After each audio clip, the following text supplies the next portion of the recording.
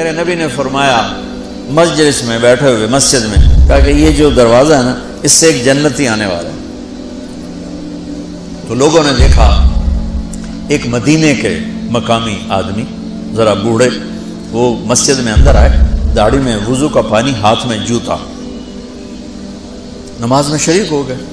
اگلے دن آپ کی محفل تھی تو آپ نے فرمایا یہ جو سامنے دروازہ ہے اس سے ایک جنتی آ رہا ہے۔ تو سیم وہی آدمی اسی حالت میں انٹر ہوئے۔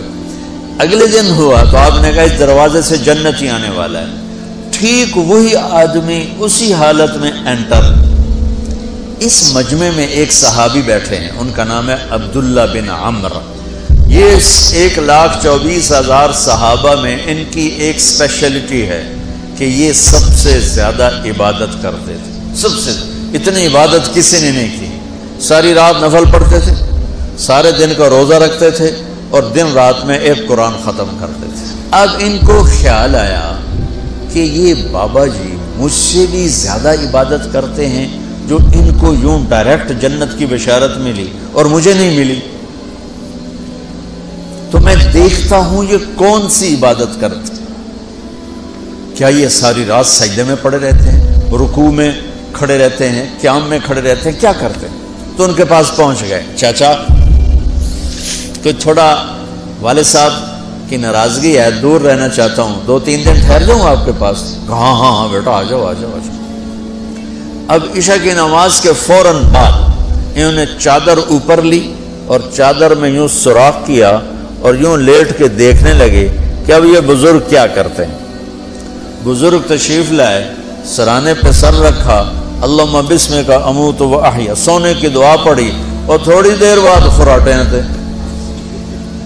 وہ بڑے حیران ہوئے، اب وہ دیکھ رہے ہیں ابھی اٹھے گا ابھی اٹھے گا ابھی اٹھے گا۔ پھر انہوں نے کپڑا اتار دیا، ابھی سویا ہوا ہے۔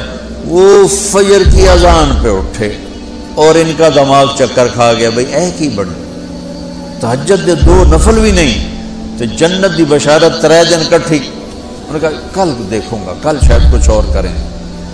اگلے دن آئے، پھر اسی طرح یوں کر کے لیٹ گئے، اور بزرگوں نے بھی یوں کیا اور بسمک اموت و احیا، اور پورا کمرہ خراٹے انار۔ وہ پھر پریشان، یہ کب اٹھے گا کب اٹھے گا؟ فجر کی اذان پہ اٹھے تو اور ان کی حیرت بڑھ گئی، کہنے والا سچا، اس کے بات کو تو چیلنج ہو نہیں سکتا، وہ محمد مصطفیٰ ہیں، لیکن یہ چکر کیا ہے، یہ جنت مل کیسے رہی ہے؟ چلو ایک رات اور صحیح۔ تیسری رات آئے، یہ یوں لیٹے وہ یوں لیٹے، یہ دیکھتے رہے وہ سوتے رہے، حتیٰ کہ فجر کی اذان پہ آنکھ کھلی تو یہ نا پھٹ پڑے، کہنے لگے چاچا بات بتاؤں؟ کہنے کیا؟ کہ میری کوئی جھگڑا نہیں تھا ابا سے، میں نے 3 دن مسلسل تیرے بارے میں سنا جنتی آ رہا، 3 دن تجھے اللہ کے نبی نے بشارت دی جنتی ہے جنتی ہے جنتی ہے، لیکن میں اس بات پہ حیران ہوں تو ساری رات سوتا رہتا۔ اس زمانے میں منافق بھی تہجد نہیں چھوڑتے تھے، فرض نماز تو فرض نماز ہے، منافق بھی تہجد نہیں چھوڑتے تھے۔ تو کہنے لگے کیا کرتے ہو؟ ساری رات تو سوتے گزار دیتے ہو، کیا کرتے ہو؟ کہنے لگے بھتیجے جو تو نے دیکھا ہے یہی کرتا ہوں۔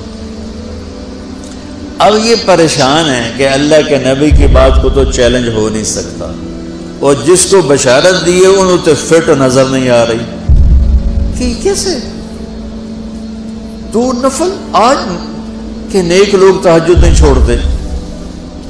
تو کہنے لگے اچھا چلو اللہ نے ایسا ہی، اللہ کی مرضی اللہ کے نبی کی مرضی۔ یہ 4 قدم چلے تو آپ سننا، کہا بھتیجے ادھر آؤ، کہا بیٹا ادھر آؤ، آ گئے۔ کہنے لگے اب تمہیں اصلی بات بتاؤں، اب تمہیں اندر کی بات بتاؤں؟ انہوں نے کہا کیا ہے کیا ہے؟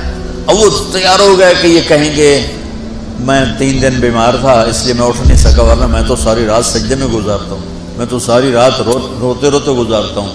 تو 3 دن میں بیمار تھا، میرے پیٹ میں درد تھا، میرے سر میں درد تھا، تو میں اٹھ نہیں سکا، ورنہ تو دیکھتا تو حیران ہو جاتا میری رات کیسے ہوتی۔ کہتا ہاں جی جی جی، تو کہنے لگے مجھے دیکھو، یہاں ہاتھ رکھا، کہ یہ جو دل ہے نا، دل، اس میں دنیا کے کسی انسان کی نفرت نہیں ہے۔ اور جب اللہ کسی کو کوئی رزق دیتا ہے تو مجھے کبھی حسد نہیں ہوا، مجھے خوشی ہوتی ہے۔